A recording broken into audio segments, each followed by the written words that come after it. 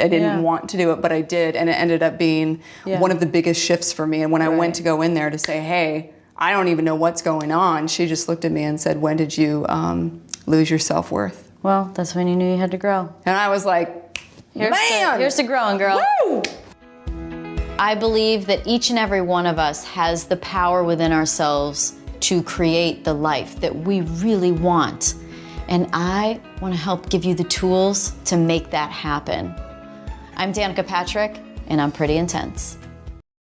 Welcome to the Pretty Intense Podcast. Today we're going to do something a little bit different. This isn't a deep dive into one person. This is going to be a deep dive into a word. And I'm going to do this with one of my best friends, Stacey Barnes, who has really kind of been like my little spiritual guru along the way. She's always very forward-thinking, open-minded, and dipping her toe into new mental spaces and new perspectives, and always trying to grow. So we're going to dive into the word grow today, speaking of grow, and it's my word of the year in 2019. So we thought that was a really appropriate word to go into. So I hope that you enjoy this deep dive into a word. The word today is growth. Growth is my word of the year, as you well know. And for me, I chose it because I had been through a lot of things that felt a lot like that. And I thought, man, this year, when I come up against a problem, my deciding factor is going to be, is it going to help me grow? So that was kind of the intention for the word, and intention for the year was to, choose things that help me grow, because that's the point, right? Like, that's like the point of life. I mean, that's what we do, right? That's what we do constantly, is like challenge each other and talk, and, growth is really the point of, to me, it's just the core of life. Yeah. I totally agree. Yeah. Without growth, we'd be stagnant, and I think that's not a place that anyone really wants to be in, but the word also can be or for me, can be intimidating, and at the same time, activating. Mm-hmm. So, very courageous word. Yeah. Not surprised that you chose it for your word of the year. And, what, for me, growth is about expansion and evolution, and to get into those spaces, as you and I have talked about, we have to go inward, and we need to find there's external ways of growth, but there's also so much from within us that we need to grow from. That's what we do, right? That's what our work is like, how do we grow? So, whether it's like, for me, like, I love watching, podcasts or YouTube videos and figuring out ways to go deeper with my thought processes. Like, I feel like the big reason for even this podcast was action points on how to do it. So it's not even just about concepts, but how the hell do you do it? So for me, it's like, write in a journal. It's, it's challenging myself. It's finding some comfort in the discomfort, meaning that it's a sign, right? Like when you're growing, it's going to be uncomfortable. I always tell people it's like growing pains. They're called growing pains for a reason, and that's because they don't feel comfortable. Like, growth pushes you outside of your comfort zone, and I'm getting better as I get older at saying yes to those moments. Like, even something stupid like, I don't like to go in the water. So, the last couple of years I've been more brave. Hey, you want to swim to that island? No? Yes? Let's go, You feel the resistance, and within the resistance, you use that as your teacher. Your perspective is different around it versus feeling, oh no, that's real, that's a feeling. I'm not wanting to go in the water, but at the same time, you're feeling activated where, but it's my choice. I get to choose. Bungee jumping? Oh yeah. Like, I'm afraid of heights, so for me, it's almost just like to know I can conquer it, so go bungee jumping, whatever it is. Or maybe like the growth has been getting out of thought patterns, or like word patterns, things that So it's like getting out of like a thought pattern that I have that's negative and catching myself and correcting it. So for me, that looks like when I grow from something that's repeating over and over in my head, I feel like you have to identify it. So first you go, okay, that's bad, stop judging. Then correct it, because you can't just like immediately fix the problem. So correct it with they're probably doing their best. Oh, I don't know anything about them. Oh, say something nice to correct the situation that you might not be liking. And then over time, once you correct it enough, the correction becomes the automatic. And then, the dominant thought is the corrected thought as opposed to the negative one. But it doesn't come without the resistance. Or another example would be social media, let's say, deciding when I want to use it. And so, it might be difficult when I'm sitting there, I'm like getting in my car, I'm like at a stoplight and I have 10 to 90 seconds to look at my phone. And so, at first when you stop, you're like, nope, don't pick up your phone. And it feels uncomfortable. You're like, what does it matter? Just pick up your phone. And that's that little jerk inside you that's like, do whatever you want. It doesn't have a consequence. But, setting certain things to achieve and new patterns are hard. They just are. They're very hard. And that's why I think growth is a simple yet powerful word. And when you take it to those levels of using it in all aspects of our life, with how we're communicating with others, relationships, how we communicate with ourselves, the stories we tell ourselves. For myself, to let go of my own stories that I have or my own belief systems, that in order for me to do the inward work and to heal, I have to be open for growth. And it's almost like going backwards before I can go forwards. And to you mean identify what it is that is wrong, or what's the backwards part? Well, for me and the work that I've done, it's when I feel triggered, I'm extremely sensitive and emotional. And I used to try and hide that. When I was younger, I was teased about it. And then in my teenage years, I buried it pretty well. I put on a pretty tough exterior. And as other challenges presented themselves in my 20s and 30s, with a multitude of things from career shifts to challenges in my marriage, I found for me that the triggers that would come through, we're talking about old patterns, right? Like how we react to something. I felt that they weren't benefiting me. I certainly wasn't growing from them, and they would show themselves in all different aspects of my life. So relationships, career, and they do, right? They just kind of show up. They show up everywhere. And in order for me to navigate, I had to have some pretty big shifts to kind of check in and say, what's going on? And I started working with a therapist, and it was huge for me. And so when I say going backwards, for me, my triggers are things that needed to be healed from when I was younger. And it's not from a victim place, but it's certainly from a place of going there, acknowledging, and I wasn't even aware of some of them that came through, but then I was reacting in my adulthood in these actions that weren't serving myself or anyone around. But I wasn't conscious of it. Yeah, and we aren't. I feel like when, the stuff that happened when we were kids, or maybe even the stuff that we push down into the subconscious that we can't even remember. Who knows how much shit is down there that you really have learned how to cope and not even recognize or think about and can't even remember because it's been blocked. I think our mind is this powerful abyss of lack of understanding. We just don't understand it well enough. But I do think that that's true. But yeah, and then it just shows up, but we don't notice because it's normal to us. Well, that's where when you're talking about your patterns and that, shifting them and having a different perspective around them. So when for you feel something that's just becoming repetitive and you're feeling like, wow, I'm getting results that aren't what I'm looking for. They don't feel in alignment. So what is that?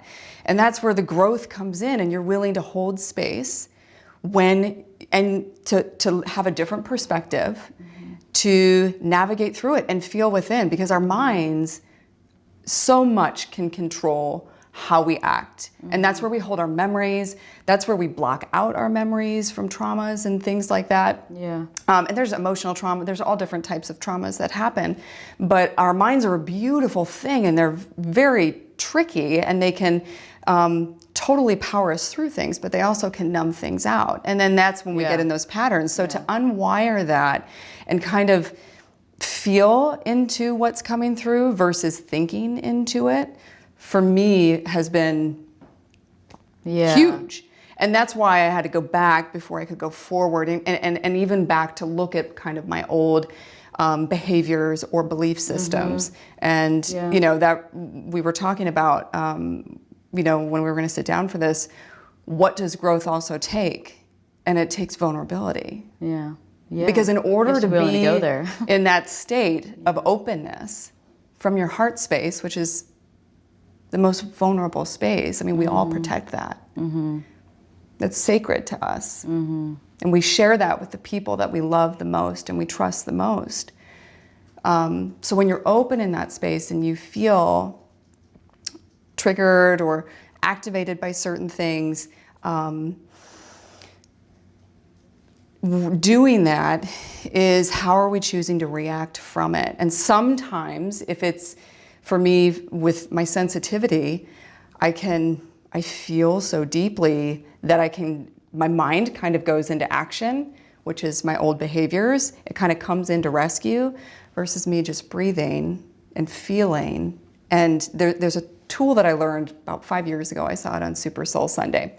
Love it. You introduced me to that show. Oh, it's so good. So good. It's it really therapy started out of me. therapy. It started me on the path of asking the question, what is God? Not who, but what. And that has led me so far. So thanks, girl. Yeah. You're like my little spiritual guru. So it's called R.A.I.N. And taking that, it's a simple little tool, R.A.I.N. And so this just offers a space to pause. So before we react, what do I take time and you R.A.I.N. R.A.I.N. is first, recognize. A is acknowledge. You were sort of talking about this earlier. Yeah. So recognize, what is it that I'm feeling something about? Am I feeling excited? Am I feeling triggered? Am I feeling scared? Am I not wanting to open up in that vulnerable space? So we recognize it. Yep. Then we acknowledge it. Yeah. So, okay, all right, that's what that is.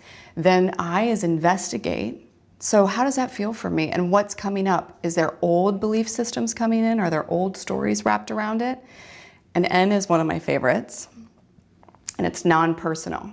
That's hard. I know. And that's why it's so good. We take everything personal. Yeah, I mean, like everybody Everything. does. I mean, it's like that's pretty like the barometer on how far you've got in this growth game is how can you operate where you don't take things personally, because then it means that you recognize that their actions say more about the way they feel about themselves than about you. And it is, that's a tough one. Isn't it? Yeah, taking things personally is just like normal. And when I learned that simple tool, it created the space for me to just pause, to just stop and breathe. And I literally will R.A.I.N. through the process. Yeah. And it actually goes pretty quick now. So like you said, we learn new ways, new tools to move through. Yeah. So we're just growing from what once did serve us at times for protection and expansion, but there's new levels of it as we're bringing more consciousness in, and we're opening more in relationships in our lives. And doing that, how do we hold that space and do it from our heart and not from our head? So the R.A.I.N. for me gets me out of my head. It gets me into my heart space so I can actually feel and speak from that place. And whether it's a difficult conversation or it's a conversation just full of love and joy, it still is something that just keeps it in truth. Another word of your year. One of your words of the year, truth, which is a big one. One of the many good ones. Yeah. Yeah, I feel like people see, like, if somebody says to me, which has been said in relationships or not as much friendships, but it has happened, or in family, where it's like, you've changed. And I'm like, thanks, because I've been trying. You know, when people say you've changed and it's supposed to be an insult. Yeah.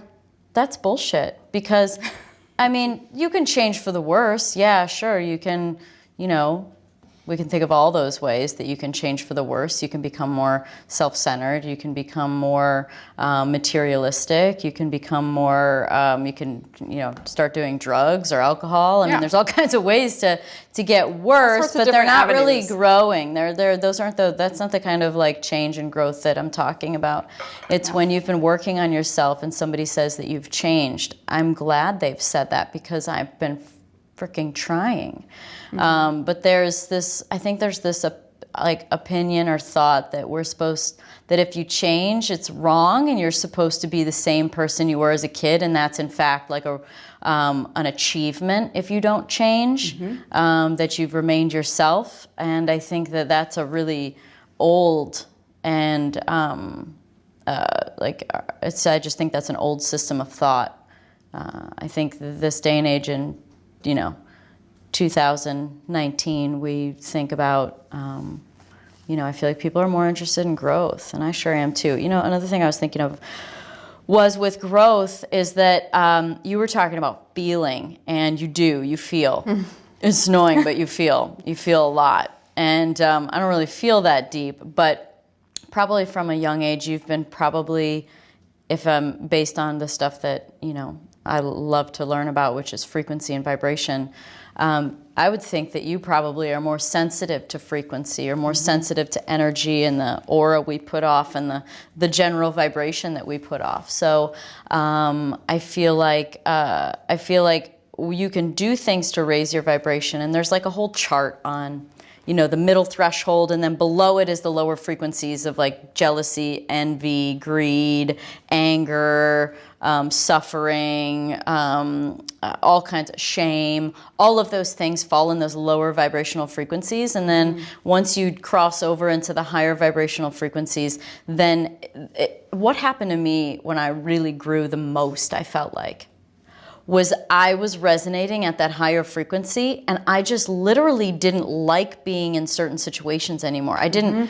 I grew out of giving a shit about a gossip magazine. I grew out of giving a shit about hanging out with people to be nice. I didn't want to waste my energy and space with people that didn't resonate with me, which is your word, resonate, that just didn't resonate with my frequency. And so I feel like for me, the frequency thing is a big deal. I feel like it's, I feel like that's a lot of times the invisible truth that lies within all of us. So, I just did a social post about friendships, and how, I truly believe that, yes, you can exit a friendship in a dramatic way if you feel like it, if you feel like they're not in line with, who you are as a person anymore and your values, and maybe they've done you wrong along the way. But if you just resonate at your new frequency as long as you can and consistently, that I do feel like people fade away, friends fall away, relationships fade away, jobs fade away, your living circumstances fade away, your zip code fades away. All of those things, are there for change when you change your frequency, because you're going to attract, you're going to resonate with a new one, and I don't know where that is or who that's going to be or any of those things, but that to me is like the effort. That's the self-work change part, where you don't even have to worry about the rest. It will figure itself out. Do you feel like that? You feel like stuff just changes, even though you've maybe not asked for it so much or had to push something. It just happens. So this is a way that you can not feel like it's overwhelming, like, man, I got to get rid of them. And yeah, you're right. Just don't worry about it. You can also just stay in your truth, stay focused on what it is that you believe, and stay positive, and just infiltrate your whole life from every direction with positivity, whether it be whatever I don't even watch the news anymore. I wake up in the morning and I listen to podcasts, watch YouTube videos, listen to East Forest, Trevor Hall, and Nako. I just zen out. I write in my journal, and you have to create some new activities sometimes to do that, to raise your frequency. Literally. Yeah. But it's like, it's possible. Well, when you embark on the journey of opening up, that's when our vibrational field naturally becomes more sensitive. So when you're taking that armor off and you're also letting go of old ideas of yourself, and you are in that vulnerable state, you feel a sensitivity that is a total shift from where you once were. And naturally, just like you said, we all have the ability to feel at that level, at the energetic level. And that is why I chose resonance for the word of my year, because it's all around energy, and it's all around what you feel and what do you feel in your heart, and what activates you, and what's giving you time to say a pause, and then I'll reign through it. And if I notice that it doesn't feel in alignment, I actually can let go without judgment, without haste or any of that. I can let go more in a heart space and just move on. So any friendships that are shifting, just like you said, it is natural, and people will feel our shift. And so when you're working from that space, they feel you differently. And sometimes the openness can be a little intimidating, or it just doesn't resonate with them. And so it's not for them. People don't want to change. Right. And they're just in a space of their own growth, or they're not ready. Yeah, true. And or not ready to face their truths. Yeah. So it is it's kind of like a natural truth serum when you choose to feel from and what you resonate from, and vibrationally, and really feel into that. And that's what I call my heart space. And our body will kind of share with us what's coming through too. You're going to feel it in all different ways. I follow Susie Batiste who is the inventor of Poopery, that I love, and she speaks. Everybody loves that. Right, exactly. But she's incredible. And I mean, I instantly started resonating with her when I found her on Instagram. You've been talking about her for a while. Yeah, I'm really, really drawn to her energy, and also her entrepreneurship. So on a multitude of ways, because she's working in business from that space of vibrationally. Where am I feeling activated? She calls it alive as shit. Like, am I feeling alive as shit right now? Like, is it like she's? Yes. It's just is amazing. It strong? Is it powerful? Yeah. I mean, that's when she speaks. It's with intensity, like you, but it's coming from within. It's softer. It's nicer.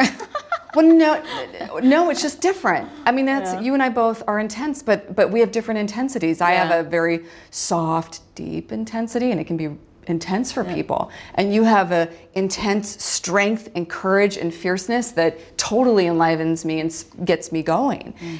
She does carry that, and it's kind of a blend of both of us. I feel like her energy is a blend of both of us. But anyways, she shared resonance on one of her Instagram posts, I think in January, and I actually hadn't picked my word of the year yet, and that was December, and that was it. I had actually picked my word, and I just knew.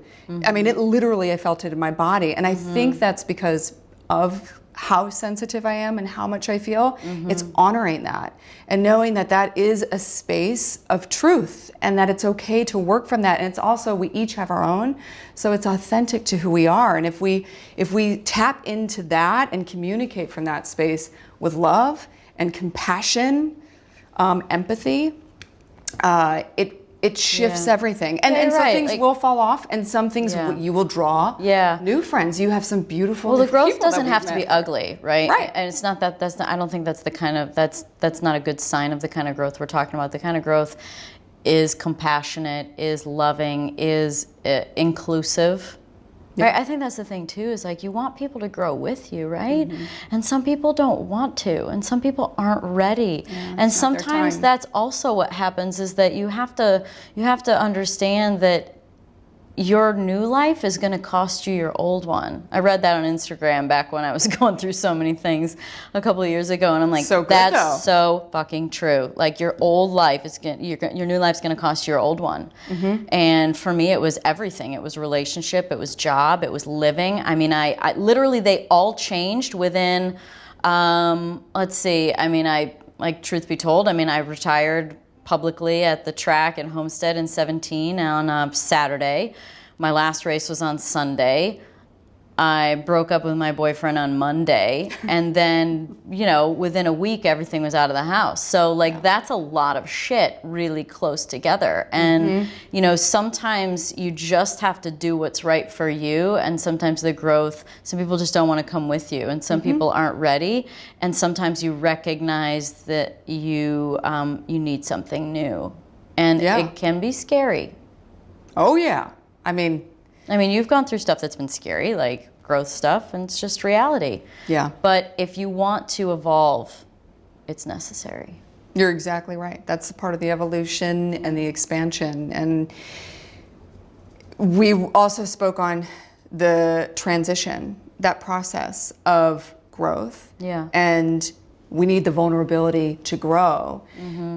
And then allowing space for the transition and knowing that there's parts where it's beautiful and it feels good. And I would be honest and say there's a lot of parts from my journey that were extremely challenging and something that I never thought would come through. And not running in those cases for me and doing the work and feeling through it, and then really understanding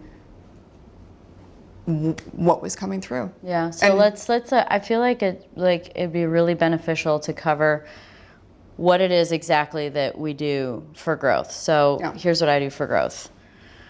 When I wake up in the morning, this isn't like generalities, this is specifics to me. I wake up in the morning, I don't watch TV anymore. I listen to music, I journal. I have started to try and literally wake up, take a couple deep breaths and say, thank you, I'm grateful for this day, and try and think of 3 things that I want to do in the day. What I've realized is it's really freaking hard to remember those 3 because I'm half asleep. And they also talk about it being really beneficial to make changes in your life. There are brain states. So there's beta, which is our go, go, go, go, go. Then there's our alpha, which is like the slowed down state. There's theta, which is kind of your in and out of almost sleep. And then delta, when you're deep in sleep. So if you can kind of get into like the theta state, be in the theta state, which is where you are when you wake up, things are rooted a little deeper when you call them to action. So maybe I'm really hopeful that's what's happening, because sometimes I'm like, shoot, what was my goal today? What were my 3 goals today? But try and think of 3 things that I want to do in the day. Then of course I go downstairs and I try and drink a big glass of water before I chug multiple cups of coffee. And then I journal and I listen to good music and I don't watch TV anymore. And then during the day, I really try and force myself to think positive and give people the benefit of the doubt. And I eat really healthy. I work out. I take time for myself. I always make sure that, look, being selfish is part of self-care. I know selfish sounds like a shitty word, but it's about self-care. It's about taking care of yourself to the point where you can take care of others. Because I don't think that if I don't take good care of myself and I treat myself like shit and I don't value myself, guess what? That's exactly how I'm going to treat everyone around me. So once you start to put yourself first, you start to put everyone else's emotions first too. So I try and do that. I try and make sure that I do what it takes for me to operate from a place of like wellness, positivity, like I've given myself the time, and some of that means quiet time too. So I also think that maybe the final part that's important for growth is that I feel like I found the most growth when I spent time alone. And people have a really hard time being alone, but I am my own best friend. I have no problem with it. And it's only gotten easier over time. I've always been I've always been pretty independent, but I know how to run my day so I have enjoyable, good experiences, and I'm not lonely, and I'm not frustrated. Like, I'm just happy. And so spending time alone also helped me really recognize what it is that I actually liked, what I was into, what was fun to me, what was stimulating to me, and what was important to me. So time alone. And I know it's hard. If you don't spend time alone, I think that you're probably the one that needs to spend the most time alone. Very true. It can be scary to sit with yourself and your feelings. Yeah. And I'm right with you. I love my time alone. Yeah. Love it. But I did, when I was... Ooh, nature. I forgot about nature. Oh. Nature's really important. Yeah. That's my home. Yeah. Okay. So sorry. Go ahead. Yeah, I mean, nature is literally one of the places. Yeah, where you're a big you and hiker. I, You love hiking. I do you and too. I both feel completely connected. Yeah. All the energies around us Yeah. are supportive. Yeah. And very, very fluid. So it creates a very open state to feel whatever wants to make its way in and whatever wants to make its way out. And of course, you're in pure beauty. Yeah. So naturally, you're just resonating and vibrating. Yeah. Like I feel like I'm floating, like. Oh, I think there is. I feel like I've read that there is a frequency in it in nature that's a higher. It's a higher vibrational frequency. Yeah. So that's why you feel better. Yeah. Part of it. Definitely. What else do you do? So I'm smiling just because, and this is what I love about us and our friendship, we're so connected in this space, and then the way we navigate our own personal growth and our own personal journeys are different and yet the same. So for mine, it's more fluid. It's not as scheduled. I wake up. I mean, I do definitely. I have Sophie girl, my boxer, yeah. who is my sweet one that I love, my husband, and for that we wake up, we have coffee in bed together. We typically connect on, I actually will say, how was your dreams? What came through for you dream-wise? He'll check in with me, whether one remembers or one doesn't. It's just an interesting thing to kind of talk about. And we hold space around that. Then we walk Sophie. We get out and we do a walking meditation. That's how it feels for me. With music or just walking in nature? Just literally walking in nature. So we live up in Carefree, just north of the city of Phoenix, and we're in the mountains. So, and I've like the more nature I can get, the better. Yeah. So we just moved up there, and so basically walking in the neighborhood, it's like you just hear the birds and see the mountains, and everything is around you. And you can do that anywhere. You can do that in the city also. But walking and moving that energy for me after I've slept all night really helps kind of flesh out and bring a new space. It also helps with connection with Ben before he heads off to work. And we come home. We'll practice some yoga. That's really more of his routine, but I feel into it. Am I feeling that I want to, join him in yoga that morning? We practice right at home doing that. And sometimes I do that, and sometimes I don't. Sometimes I just take time for myself because I feel like I want that. And I got enough movement and energy flow through the walk. And consciously, it's just always checking in throughout the day. I check in with how I'm feeling. So, I'll notice myself when I get a little bit restless, and if I'm not in a full work schedule, kind of thinking, I'm so creative, and so I kind of I'm floating around a lot. You float a lot. Yeah, I float a lot.